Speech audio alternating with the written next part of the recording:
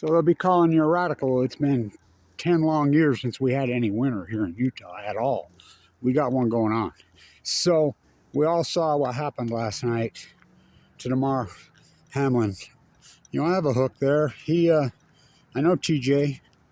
They said, remember all you young athletes, he was drafted 222. What a phenomenal individual. That blow to the chest and CPR. CPR. CPR. It's being important now that they got the heartbeat back on the field. You know, and he is alive. Now, we haven't had any updates, but CPR, it's an incredible credit to that medical staff on the sidelines. Unbelievable. And I'm old enough to remember. That game was a nationally televised game, the Lions, when Hughes running down the sideline just dropped dead of a massive heart attack and died. I don't believe it's happened in the NFL since. So I had a similar situation happen to me, as you know.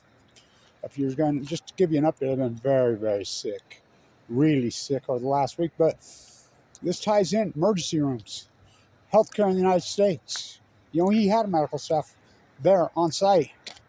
What you're up against? So I've been dealing with neuropathy in my chest and my heart. It's brutal. I've been really sick. It's been going off and on. But can you go to an emergency room, especially over the holidays? Go to an emergency room. You might as well play Russian roulette. I went to emergency room right over there, Ogden Regional Medical Center, 4 times. Michael Hawkins represented me. I mean, you can play back the video. Just bleeding profusely out of my face. It's my heart. It's my heart. It's my heart. No, it's not. We ran the case. It just treated me like shit. Blah, blah. I collapsed in my yard. You know, a few years ago, I don't know how I come to, and I don't know how I got myself to an emergency room and bleeding out of my face and my mouth. And they're like, oh my God, your valves completely collapsed. And I says, yeah. And nobody would treat you. The healthcare system in this country is beyond horrific. So much to talk about today is semi-am, the crypto scam that will be in court, you know. So I compare and contrast him to Aaron Swartz. Now, Aaron Swartz got 35 years. He was on MIT the same time, right? The exact same time he was at MIT. So, but these crypto scammers, you know, her mom and dad were elite professors at MIT. You know, Abby, Stanford elite professors. Aaron Swartz's dad was the janitor. He didn't hurt anybody. He didn't steal 5 cents from anyone. Downloaded the server. He got 35 years. Hey, man, and Ortiz, oh, bummer, dumber. I was in the courtroom that day. So, then, of course, Idaho psycho boy killer.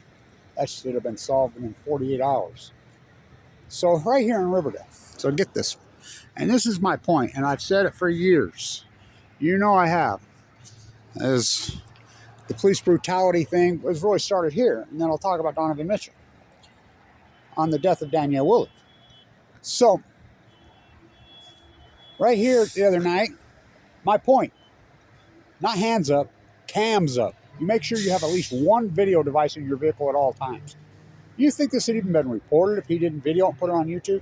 And throw it on all platforms, 4 to 10 of them as fast as you can.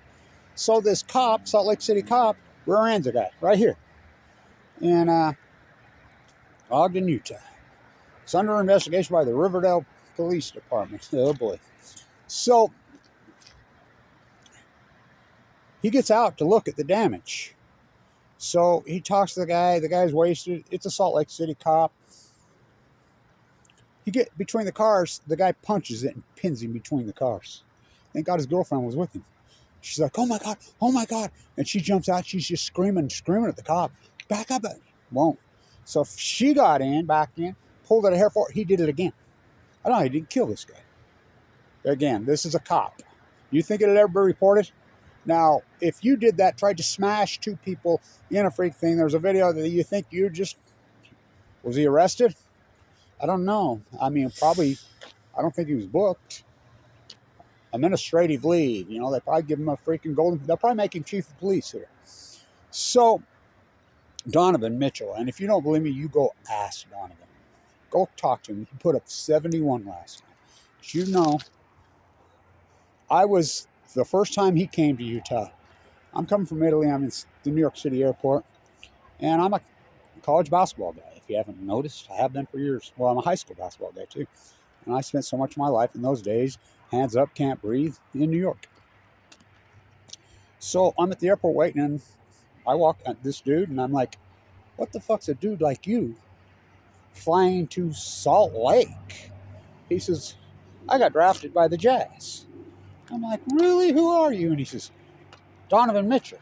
And I had lost track of him at Louisville, but I paid attention to him in New York high school basketball circles because I pay attention to it. I like it. I'm like, wow. So we struck up a conversation, a long one. And I'm like, let me give you some advice. You ever been to Salt Lake? No. And I'm like, I'm going to give you some advice. Did you see that game? It was 2017 between the Jazz and the Warriors. And the Jazz were way up. It was, you know, the Warriors swept them, but Kevin Durant and those fans up in his face chirping, you know, do you understand what they say? And he says, yeah, don't feed the lion. I said, no. Wait a minute. Now, let me tell you, you don't get it. I gave up my season tickets for the Jazz many years ago because of this. They're racist. There is serious racism that goes on inside of that arena. You know, Larry Miller buys up everything. You know, the old Cinedome Saturday. I mean, what do we need? Another car dealership?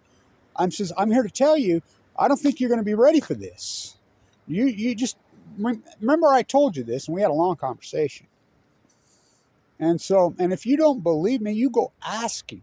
So he just recently he put up 71 last night. So via a trainer at Weber State, who I know, used to be one of Kobe Bryant's thing, you know, I says, I got connections. I says, email him, and this is a long time ago, and I told him, get your ass out of Utah or your career is going to be eaten alive. So he gets political, and you know, it pissed me off because he had his bulletproof vest on and all the names, but he didn't have no Utah names. When Utah was the police brutality, cop kill innocent people capital of the world in those days. The Million Mass March, you know, was started Daniel. So he recently did an interview, and he says, well, when I got involved, went up on the Hill, cancel culture, was going at it with Stuart, and I know Stuart Adams very personally, you know, and I got news. Donovan Mitchell's right on this end of the argument. He got out of Utah. You know, this backdoor racism and this backdoor medical nightmare. They kicked me out of Medicaid and I'm 7th generation here. You know, it's a nightmare. And so I want to talk about health over the last 10, 11 years. Everybody's in Fukushima denial. Now, the last 3 years in earnest, my health is so deteriorated. I was a beast, as you know. I've been so sick. I've never had anything like this. There's just no healthcare system. I got kicked off Medicaid. Long-term AML leukemia survivors, which I am. The number one killer of us is lack of proper health care. I wonder why. No, I mean, my bill was over $2 million. It's paid, but for the most part, but we have no health care system. And you can't go to an emergency room here. You don't even have to be a doctor to work at one. You just have to have a certificate, a chiropractor, whatever. They're not going to do shit for you.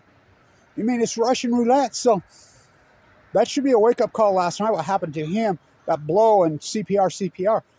I will quote Matthew Stewart's elegant, beautiful, incredible, sophisticated mother right here after the cops did that to him for a marijuana plant. Right here. He worked right there. If you're ever in trouble, never call a cop. Never. You call a neighbor or a friend. Everybody should get their CPR down and start looking out for their friends and their neighbors. Quit hating each other. You know, we have each other. That's all we got. You know, that young Hamlin man is an incredible human. I followed around his career because I like these guys that were drafted way down in the draft, and he's 222. We all prayed for him last night. Everybody. It was, I mean, devastating. I was watching it with my grandson. I mean, so scary. So, but look what we're all up against. Post-COVID, everybody has had health nightmares. But if you go clear back to 2011, we can go in Fukushima denial all we want. Everything is unwound. Tide pool's dead at your feet. The salmon collapse. The fires, everything. The health, the longevity of people has just been crashing for 10 years. My health has just been wiped. I don't even know what it is, and I can't. And we hear these stories over and over and over. Well, this virus now has run through everyone. This virus is wicked. What it's done to people? Well, you can obviously see it. You know, the whole nightmare that we've dealt with post-Fukushima. So, you know, it's a big day in American culture Let's hope he lives. And thank you to the medical staff. CPR, CPR, CPR. I've done CPR on people before, saved their lives. I was doing it on Melina and she died. But I've been at it for a long time, and I seem to end up in these situations. But when I collapsed, my heart valve, there was nobody there. I don't know how I woke up. My guardian angel woke me up and blood out of my mouth. And I'd been told by Michael Hawkins at Arden Ridge Center to go see my dentist. I got in there and they're like, oh my God, your heart valves, I don't know how you, emergency open heart surgery. So I believe it's neuropathy that I'm dealing with. I hope that's what it is, but I've been very sick, but we have no safety net here in America, right? None of us do. Go to emergency room. You might as well play Russian roulette, especially over the holidays. So, Bankman Fried versus Aaron Swartz, 35 years. Who's the criminal? Both on MIT at the same time. I'd be going there. Everything that's happened in 10 years and we're in denial. The psycho killer should have been caught in 48 hours. That was the easiest case on earth to solve. Took, again, cams up. It took onliners. The night gas station, she's the one that found it, not the cops. So cams up. This cop, he tried to kill this guy. Do you think if you tried to kill a guy and did that twice and there's videos of it, you'd be free? He didn't post bail or nothing. So just remember, these dashboard cams and everything, they're so important. You have cameras all the time. Anytime a cop's involved, anything, any situation, anything, cams up. And post them on social media sites and media. And put them on all the ones because, half of them will tag them as hate speech. What's going on in this country is disturbing. It's disturbing. Let's hope that he's okay. What a miracle that he's even alive. And like I said, I'm old enough to remember when this happened to Hughes in the 70s. And that was a national televised game. And he dropped dead. It wasn't from a blow, but he took a serious blow right to the chest. And wow. We live in a dangerous, godforsaken country anymore, especially post-Fukushima. The so-called Illuminati, they got total control of our media, total control of our health. They got total control of everything. And everything we live in a devastating place. All we have is each other, because nobody's going to help you. Nobody's going to look out for you.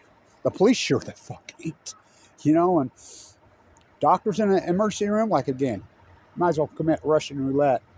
So, a lot to talk about. Congratulations to Donovan. 71? Holy shit. Wow. I'm happy for him that he got out of Utah. And if you don't believe me that I had that conversation with him, you go ask him. You remember that guy in the New York airport that had that talk with you about racism in the jazz? He'll say, oh yeah, I remember that dude was right. I should have listened. So, hands up. No. Hands up, they will shoot you anyway. Cams up. This imperialist cult is out of control.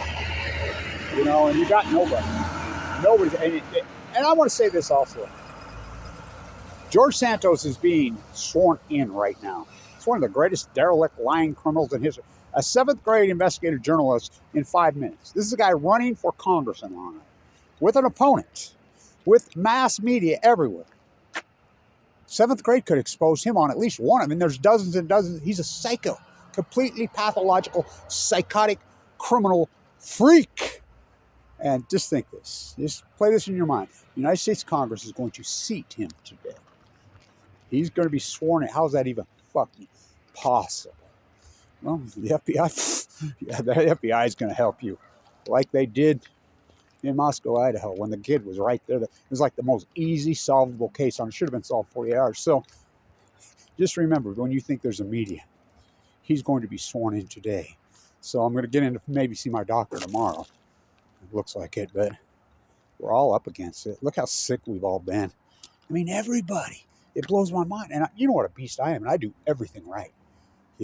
The cancer, the heart, everything. I work every day so hard at it, and I'm still devastated.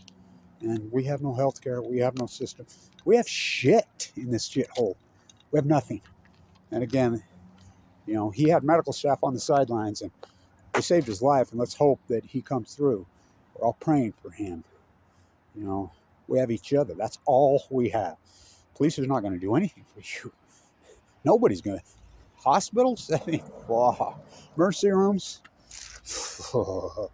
So scary. So staying tuned. Cams up. Cams up.